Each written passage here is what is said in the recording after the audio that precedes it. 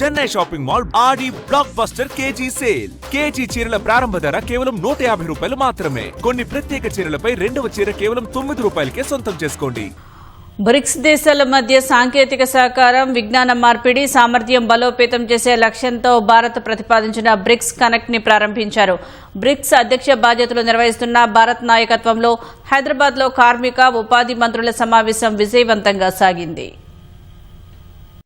హైదరాబాద్ వేదికగా భవిష్యత్తు కార్మిక రంగాన్ని ప్రభావితం చేసే కీలక అంశాలపై చర్చించేందుకు బ్రిక్స్ దేశాల మంత్రులు, ప్రతినిధి బృందాల అధిపతులు సమావేశమయ్యారు. సామాజిక భద్రత, కార్మిక మార్కెట్ క్రమబద్దీకరణ, ఉపాధి రంగంలో మహిళల భాగస్వామ్యం, నైపుణ్యాభివృద్ధి, సమగ్రమైన దృఢత్వంపై సమావేశంలో చర్చించారు. కేంద్ర కార్మిక మంత్రి మన్సుఖ్ మాండవీయ నేతృత్వంలో జరిగిన సదస్సులో కార్మిక సంక్షేమం, భద్రత, నైపుణ్యాభివృద్ధి, మహిళలకి ఉద్యోగ అవకాశాలు, ఏఐతో ఉద్యోగాలకు ముప్పు రాకుండా తీసుకోవాల్సిన జాగ్రత్తలపై చర్చించారు. భారత్ సాధించిన సంస్కరణల ప్రస్థానాన్ని ప్రత్యేకంగా ప్రస్తావిస్తూ పాతబడిపోయిన 29 కార్మిక చట్టాలను క్రోడీకరించి 2025 నవంబర్లో 4 కార్మిక కోడ్లుగా రూపొందించినట్లు కేంద్ర మంత్రి మన్సుఖ్ మాండవీయ తెలిపారు. భారతదేశంలోని 140 కోట్ల ప్రజల కోసం కార్మిక కేంద్రక వ్యవస్థను సృష్టించి మైలురాయి లాంటి చారిత్రక సంస్కరణగా మన్సుఖ్ మాండవీయ అభివర్ణించారు.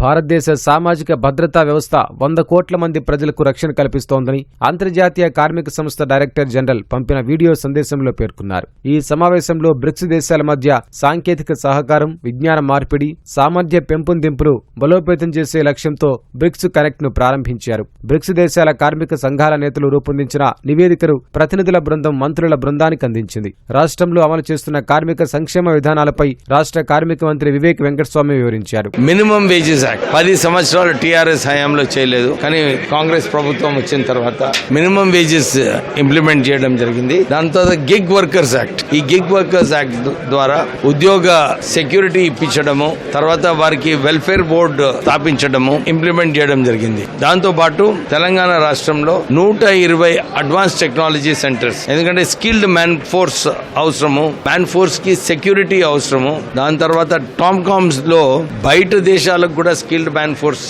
ఎక్స్పోర్ట్ చేయడానికి ఈ టామ్కామ్ సంస్థ స్టార్ట్ చేశాము. స్కిల్డ్ మ్యాన్ ఫోర్స్ చేస్తూ 2047 లో తెలంగాణ రైజింగ్ లో 5 లక్షల కోట్ల ఇన్వెస్ట్మెంట్స్ ఏదైతే వస్తున్నాయో వారందరికీ సంబంధించిన కోర్సెస్ ఏదైతే కావాలో మా అడ్వాన్స్ టెక్నాలజీ సెంటర్స్ లో మేము వారికి ట్రైన్ చేస్తున్నామని చెప్పి సెమినార్ లో మాట్లాడడం జరిగింది. It is a successful BRIC conference. BRICS దేశాల మంత్రుల బృందానికి హైదరాబాద్ ఫలక్నుమా ప్యాలెస్ లో ఇచ్చిన విందుకి సీఎం రేవంత్ రెడ్డి హాజరయ్యారు. కేంద్ర కార్మిక ఉపాధి శాఖ ఇచ్చిన ఆ విందులో ముఖ్యమంత్రి రేవంత్ రెడ్డి పాల్గొన్నారు. దక్షిణాఫ్రికా, Indonesia, China, Russia, Iran, Ethiopia, United Arab Emirates, Brazil దేశాల మంత్రులను సీఎం రేవంత్ రెడ్డి మర్యాదపూర్వకంగా కలిశారు.